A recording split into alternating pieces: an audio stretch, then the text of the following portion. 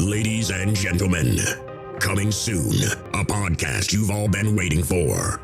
The movie podcast to end all movie podcasts. A podcast that discusses and critiques the best of the best and the worst of the worst movies playing at a theater near you. With a host whose opinions have been deemed as fact by your favorite fact checkers. And that's a fact. Without further ado, let me introduce you to the movie maestro, the tyrant of theater, the gumshoe of review, the man that makes theater employees and Hollywood execs shiver by his mere presence. Ladies and gentlemen, the judge, the jury, the sultan of cinema, Justin Henson. Welcome to the Movie Wire.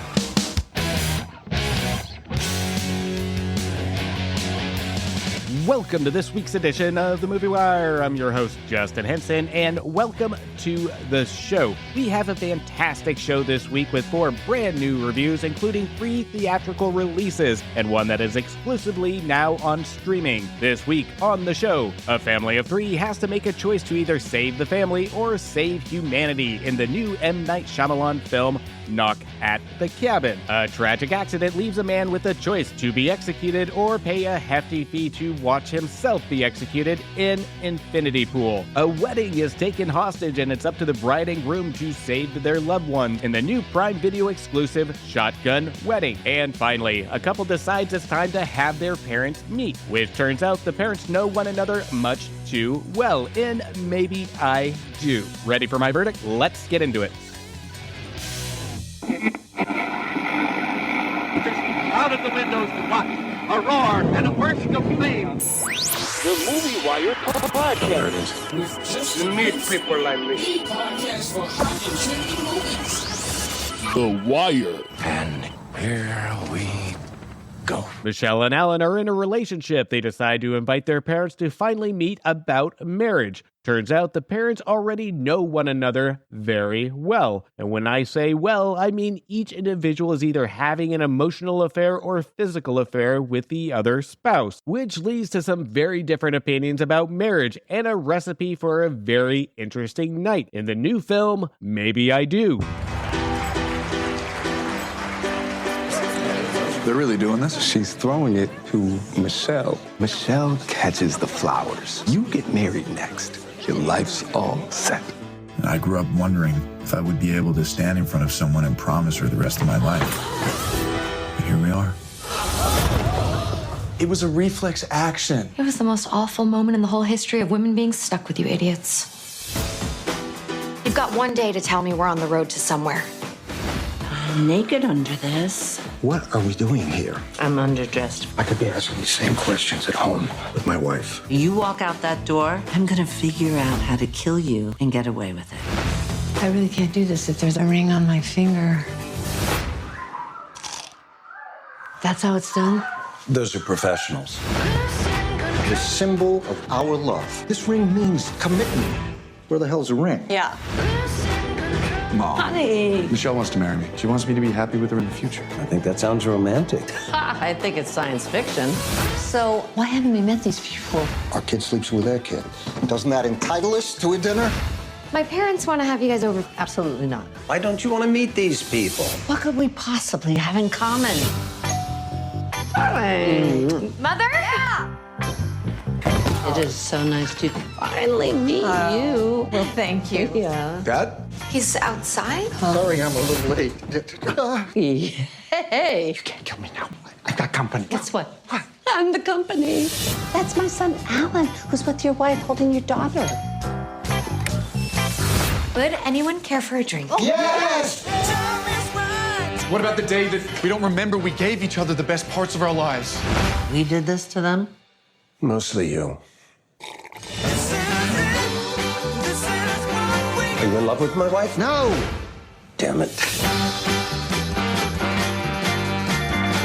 How do I know if I love her? You would ask yourself the only question that matters. Does this girl carry within her the potential to suck out your soul like a Nosferatu? No. Then go forward, my son.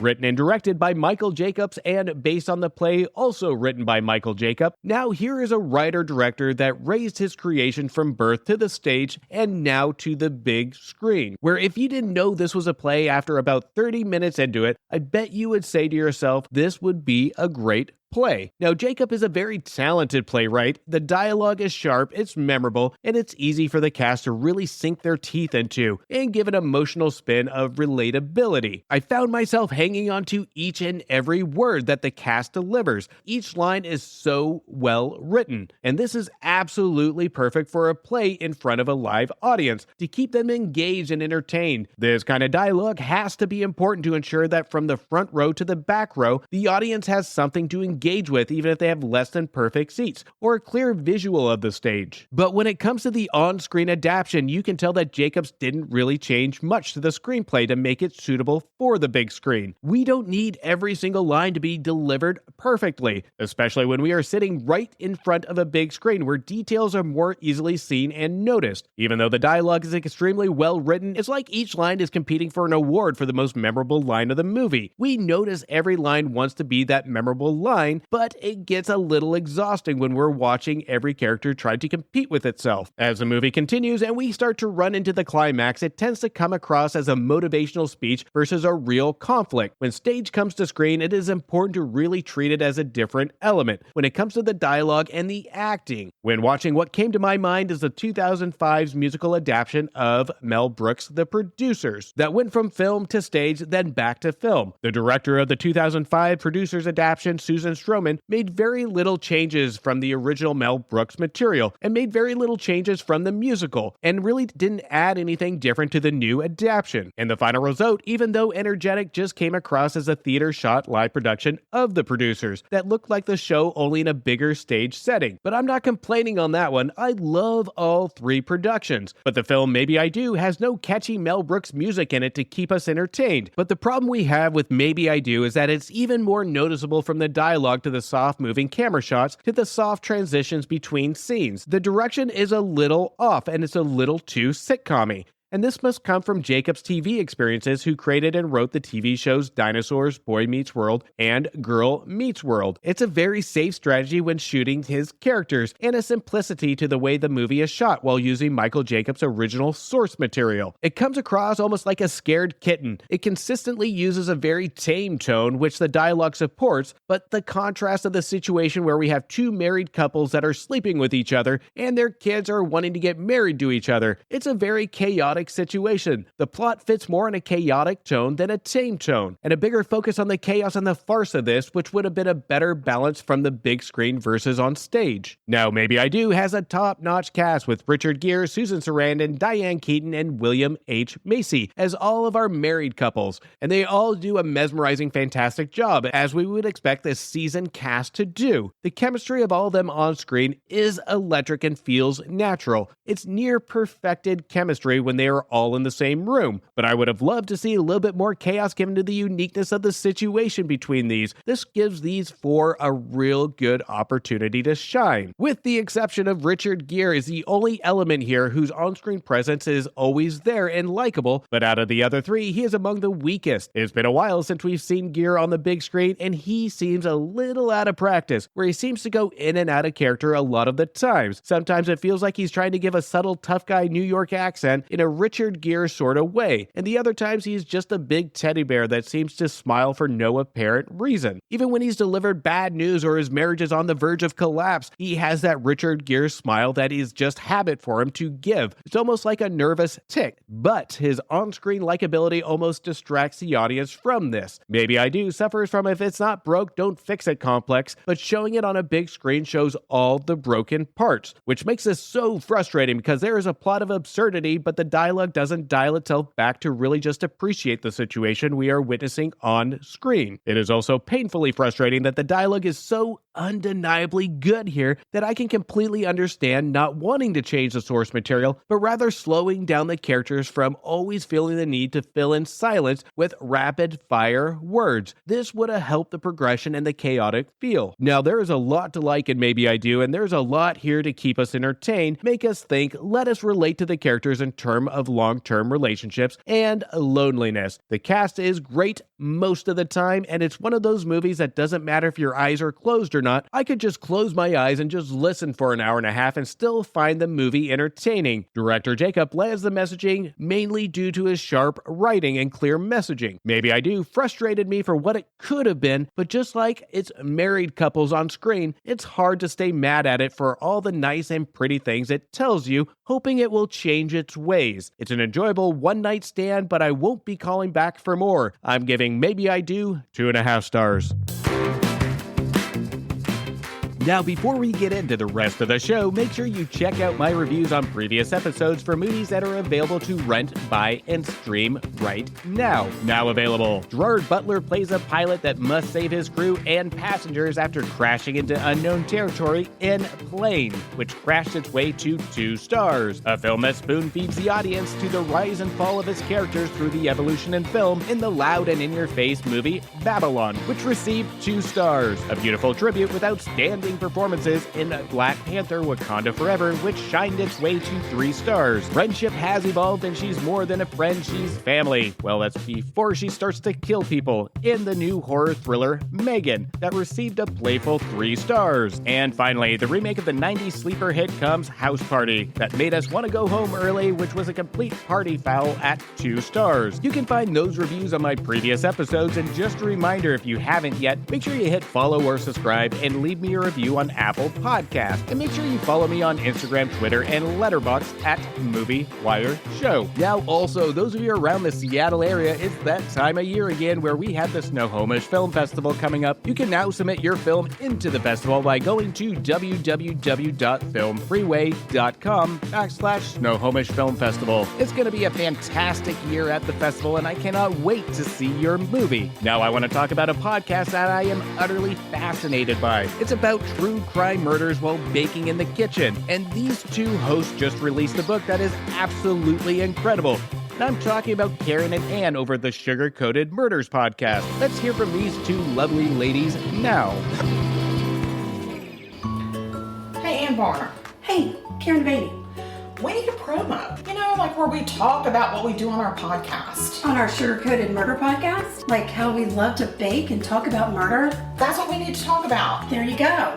I think we've talked about it. Y'all find us on all your favorite listening apps. Stay sweet. And don't murder. Because if you kill people, we will talk about you.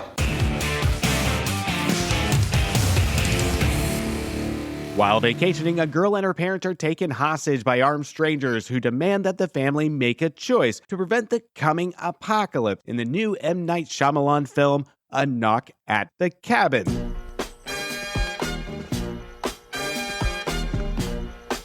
Are we gonna sing along? Yes, of course! I wanna put on my boogie shoes. Yeah, this is what you I wanna put on my boogie shoes. Hey, that's what we're gonna do.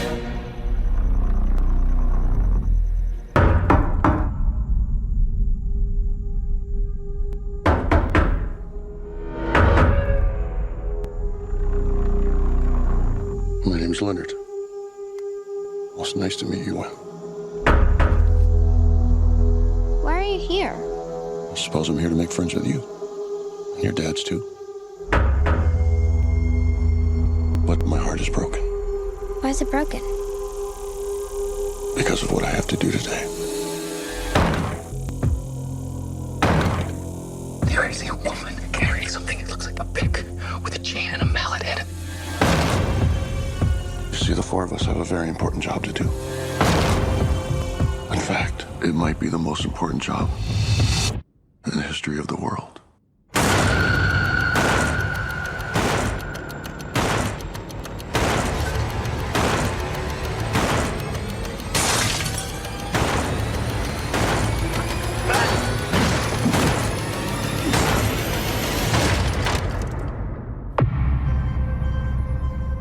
We were called and are united by a common vision, which has now become a command that we cannot ignore.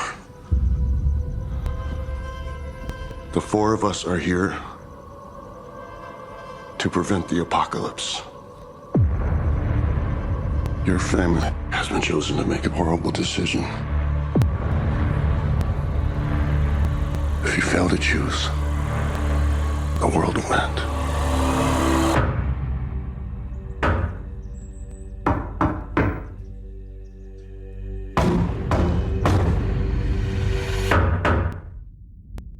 Directed and written by M. Night Shyamalan, along with two additional writers, newcomer Steve Desmond and Michael Sherman. Knock at the Cabin is based on the book by Paul Tremblay, titled The Cabin at the End of the World. After walking out of a screening of Knock at the Cabin, I couldn't stop thinking to myself that this would be a fantastic read to get more of an in-depth look at these characters. So I picked myself up a copy. And I have to say, from the book to the film adaptation, each individual vision has their own target of emotion that they really want to dive into. From the writers of A Knock at the Cabin and Paul Tremblay's original novel, they both share a common dedication to their characters. M. Night Shyamalan doesn't stray away from this, and he goes all in with the use of his cast of characters. Now, M. Night Shyamalan gets a bad rap when it comes to his movies. The problem we have with this filmmaker, he started from the top early in his career when he fooled audiences with his twist ending with The Sixth Sense. And then he was asked to top that one each year between 1999 and 2002 with Unbreakable and Sign, which argumentally is his trio of memorable films. He became a household name after these three movies, and audiences expected every single time they saw one of his films to have that special Shyamalan twist we have come to expect at the end of each of his movies. But no matter who the filmmaker is, trying to create the same magic in a bottle twist and creating that expectation with the audience will at some point be bound to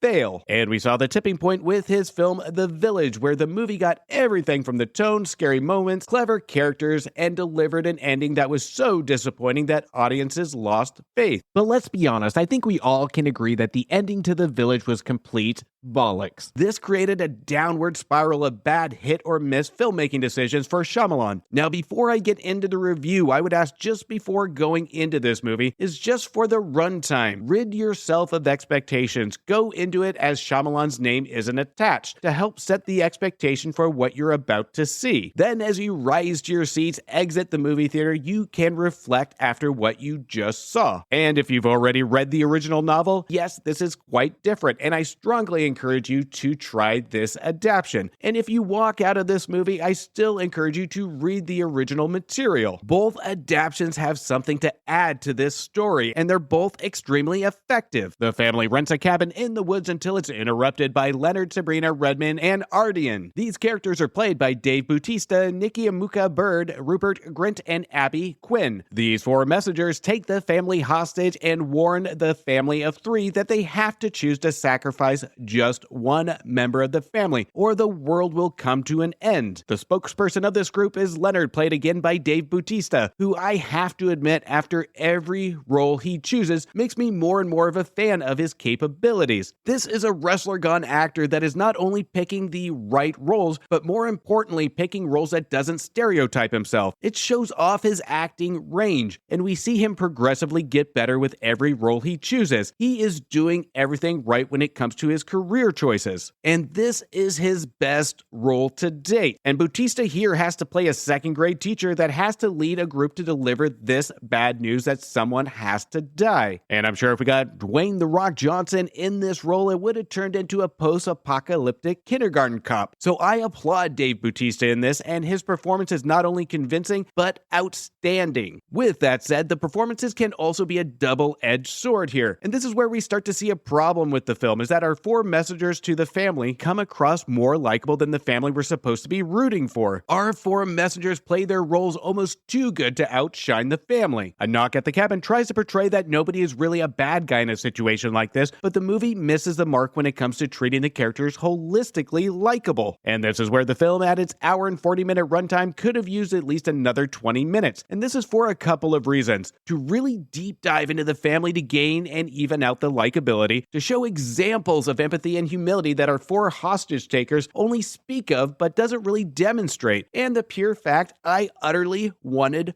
more. The film's pacing is mere perfection and goes by way too fast, and what felt like 30 minutes at one point I ended up looking at my watch thinking, how are they going to stretch this into another hour? When in fact the movie was running for an hour and a half. And this is a hard trait to master, especially when it's taking place primarily in a single setting. But Shyamalan is at top form here when it comes to not only his character direction, but very specific and strategic but basic camera shots to encourage the flow of the story by visual movement. The dialogue keeps it very by the book basic by not going overboard with the overdramatic feel. The dialogue surrounds itself around nervous and tough conversation between the cast, but the camera visuals compensate for this, and it is wildly effective. Prior to watching Knock at the Cabin, I had my top 4 favorite Shyamalan films, and now I can honestly say I have 5. You can see a new level of confidence in Shyamalan's character direction, and being confined in a single location setting forces him to focus on the characters on screen. A Knock at the Cabin was fast-paced, well-directed, entertaining, and a thought-provoking moral thrill ride. And if you don't ask yourself the question of what would you do in this situation after walking out of the movie, then you must have been a fan of Shyamalan's work on The Last Airbender. I'm giving A Knock at the Cabin 3 stars. It's so hard to keep track and even have time to read all the trending topics on the web. Now there's a new app to help with all of those problems. Newsly is an audio app for iOS and Android. It picks up web articles about the most trending topics on the web at any given moment and reads them to you in a natural human voice. For the first time in the history of the internet, the entire web becomes listenable. Browse articles from topics you choose and start playing. You can follow any topic as specific as you like, from sports, science, to Bitcoin. You can even follow Kardashian. It will find you the latest articles and read them to you out loud. And guess what? They have podcasts as well. Explore trending podcasts from over 50 countries. The Movie Wire is now a featured podcast on the Newsly app. Download and use Newsly for free now. The link will be in the description of this episode. You can also use one of my promo codes that you will find in the description as well to get you a 1-month free premium subscription. Stop scrolling, start listening, download Newsly today. Darcy, played by Jennifer Lopez, and Tom, played by Josh Duhamel, gather their families for the ultimate destination wedding, but when the entire wedding party is taken hostage by pirates, the bride and groom must save their loved ones if they don't kill each other first. In the Prime Video exclusive, Shotgun Wedding. We need to get you out of here. It's the night before your wedding and you can't spend the night together. No, Ma, You can't. It's bad luck. We're grown adults. We're fine. No, actually, you should go. It's tradition. See, she gets it. I just want to ask, is that genetics or is it like Pilates? Strands in your eyes, they color them wonderful. We got you a gift. It's your something borrowed. Brings you good luck, except for Uncle Greg, who ended up decapitated on that forklift. But that's not the knives' fault. Oh, someone just left that in the bathroom. Tell me we belong together. Look at you. I think the left boob is slightly lower than the right boob. Something doesn't feel right.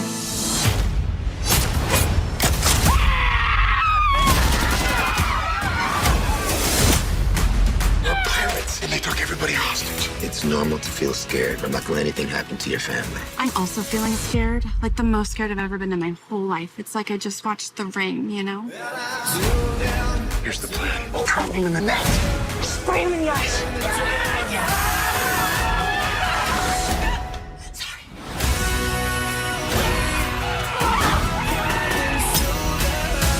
Everyone we love could die.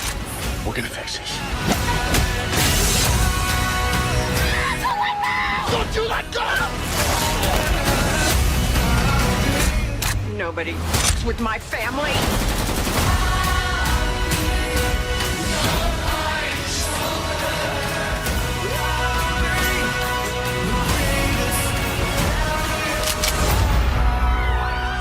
Stop shooting your sister! Carol, thank you for the cake knife. I freaking love this cake knife. Now streaming exclusively on Prime Video comes the new rom-com action comedy Shotgun Wedding. This is one of those movies that was meant for streaming and is true bubblegum for the mind. And as you watch the trailer and you read the synopsis, what you see is what you get, with a cast that is what rom-com dreams are made of, with the king and queen of rom-coms, Jennifer Lopez and Josh Duhamel, dazzling the screen with likability. The most notable thing about Shotgun Wedding is the cast. Besides Lopez and Duhamel, the supporting cast is just as great, with the adorable Jennifer Coolidge, Cheech Marin, and Lenny Kravitz, who is actually surprisingly good here. And if I took anything away from Shotgun Wedding, is that I would love to see Lenny Kravitz in more film. Now, the plot of Shotgun Wedding is pure simplicity. A couple that has been together for a while decide to get married, unsure if they want to get married. We have the stereotypical father of the bride that hates the soon-to-be son-in-law, played by Cheech, and the comedy parents that just seem to be out of their minds, played by Coolidge and Steve Coulter. The family plans a wedding on a private island where the pirates take over the island and hold all the guests hostage. It's a basic plot, plenty of room for some action and comedic one-liners. Now, the film was directed by Mark Hamill, whose only previous writing credit is 2014's Two Night Stand. But I do want to say, for the limited credits Hammer has, I was actually pretty impressed with the effectiveness of his simplistic screenplay. Is it effective? No, but I have seen a lot worse come from writers with their first attempt at a big motion picture. Now, with Shotgun Wedding, there isn't really enough here to be really truly funny, but merely just a cute comedy with a couple of memorable lines. This is also supported by Pitch Perfect and Sisters director Jason Moore, who has an eye for directing a bright and comedic tone that simulates the vibe of a good time. Now, the film takes the likability of our two stars, Lopez and Duhamel, but let's zero in on this for a second. Even though Lopez and Duhamel have screen presence likability, doesn't mean it works with them as a couple here. Last year, we saw Lopez alongside Owen Wilson in the rom-com Marry Me, that actually tapped into Lopez's strength and felt like the script was written with her in mind, was showing off not only her likability, but her vulnerability. Here we have something that Lopez seems to struggle with at some points, not used to being the main driver in a comedy movie without a proper sidekick. And in Shotgun Wedding, her sidekick is the most notorious actor of people saying, "Oh, that guy," who has mostly been a sidekick or just a supporting character. And of course, I'm referring to Duhamel. The two really don't bounce off each other when it comes to comedy timing. You can feel a little bit of a lack of confidence between them as they deliver their line. But when the two are showing an emotional, serious conversation, you can feel their comfort zone come back onto the screen, and the chemistry starts to recover. The film makes it no mystery where both of their ranges are. Mix this with the basic generic dialogue between the two, and we just want to go back to the guests, who have a swimming pool full of talent. Literally, the pirates put the rest of the cast of the hostages in an actual swimming pool. And that's where we go back and forth between the guests and our two soon-to-be husband and wife. Most of the time I'm watching Lopez and Duhamel, I couldn't wait to get back to the hostage situation, where I was actually having a lot of fun. Now, the jokes are simplistic and juvenile, but the talent of our supporting cast makes the material funny. To its credit, Shotgun Wedding is never really boring. It keeps the pacing and does the job it sought out to do. But as I watched the film, the feeling of this trying to recreate 2022's The Lost Cities cast chemistry and humor is very relevant here. From the humor, the action, the chemistry, this is just a watered down Lost City. What really makes Shotgun Wedding is really the last 20 minutes or so of the film, where we have some great moments and most memorable moments, including the entire cast singing I'll Be by Edwin McCain. Even though this is absurd that a whole wedding party would know the lyrics to this song, but with how fun the last 20 minutes are, this is where the movie should have realized what it should have been, and the fact that the rest of the movie takes itself too seriously. It limits itself on the absurdity portion of it, at least until the last 20 minutes, where now we're starting to have a good time. The filmmaker should have self-identified itself on the type of movie it should have been. The climax seems like a completely different movie than what we got from the rest of the runtime. It tries so hard to be something that it's not without finding its true identity, which is a huge disappointment because Shotgun Wedding teases moments of uniqueness and then ends up landing flat, leaving the audience to just shrug its shoulders. But for what it's worth, Shotgun Wedding is an okay and innocent enough watch to kill just a short amount of time. Shotgun Wedding was a movie that was meant to be on streaming. It's a very simplistic movie that will entertain for the most part, even though the second half was stronger than the first. And even though it uses a great environment, brilliant casting, a bright and lovely tone to give an artificial sense of fun, it really doesn't realize or utilize what it actually has. The environment is great to look at, it's bright and pretty, the cast is always a pleasure to see on screen, but as we look beyond that, the film is completely dressed up with nowhere to go. I'm giving Shotgun Wedding 2 stars.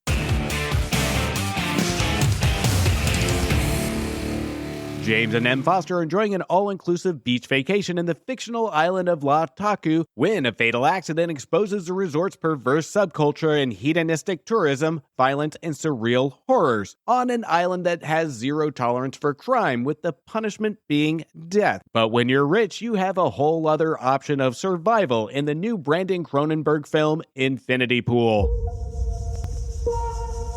I don't understand why we're doing this. We barely know these people. One day, let's mix things up a bit. You're just happy you found your fan club.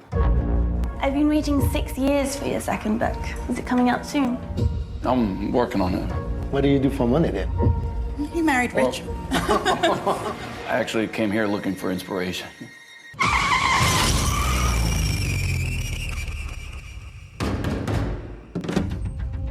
Mr. James Foster, you'll have to come with us. Here, the punishment for any crime committed is death. What did you say? But for a significant sum, we'll build a double to send in for your execution. Double?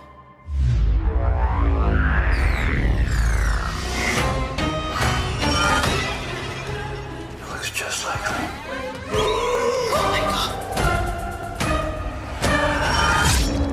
Maybe think of it as a gift. It's like a new skin working into place. For you to complete your transformation. This is just a little game. But it can take some blood.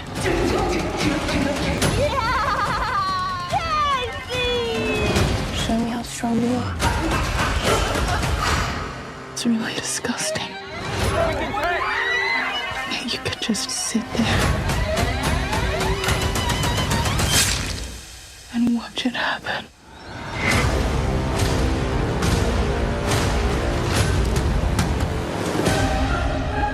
You know, James, do you worry they got the wrong man?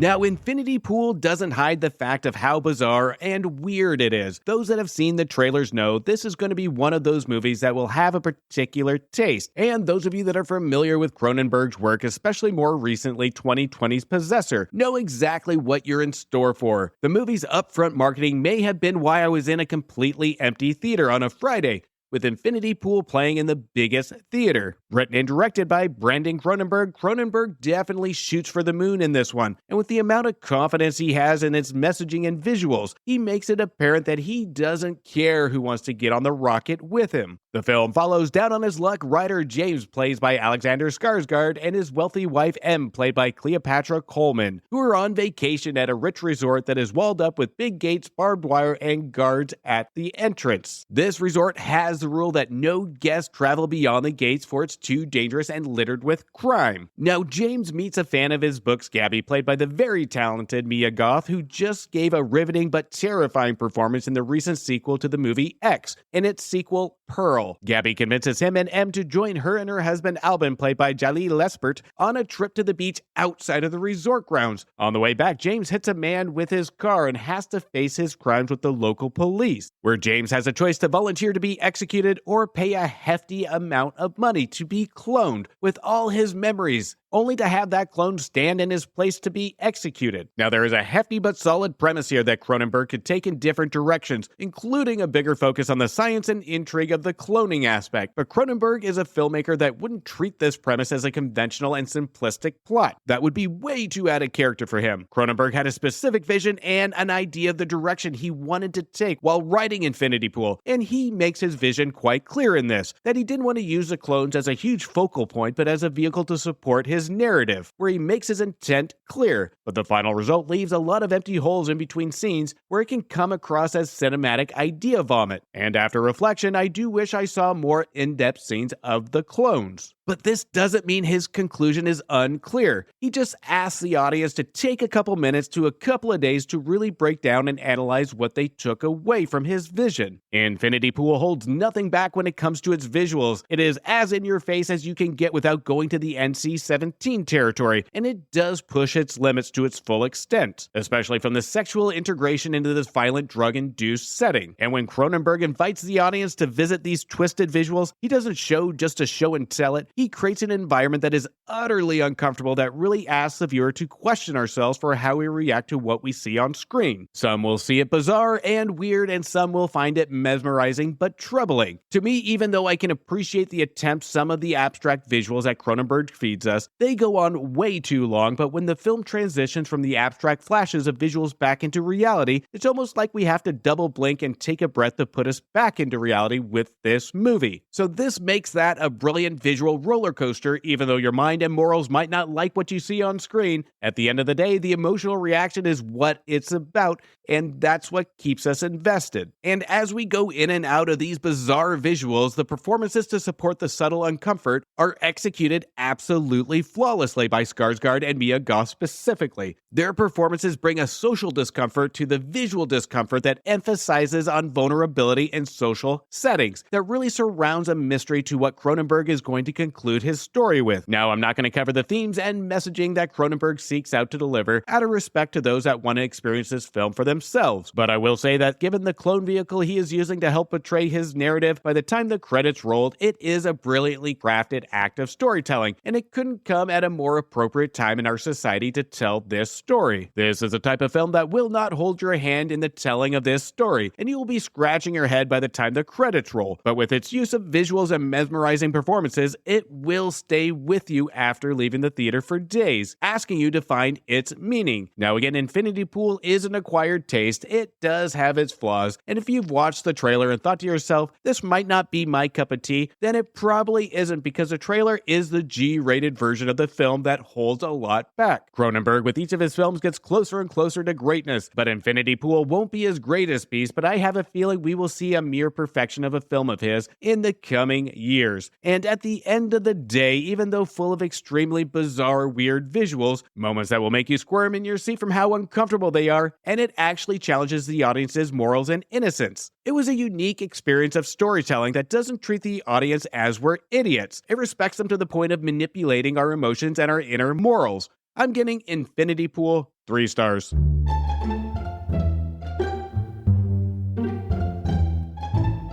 And that's a cut on this week's edition of The Movie Wire. I want to thank you for listening and thank you for your support. Next week, we will be celebrating the end of our first season with our final episode. Make sure you tune into that. And do me a favor, make sure you stay for after the credits to show the respect for those that put their blood, sweat, and tears into making a feature film. And make sure you support your local movie theaters.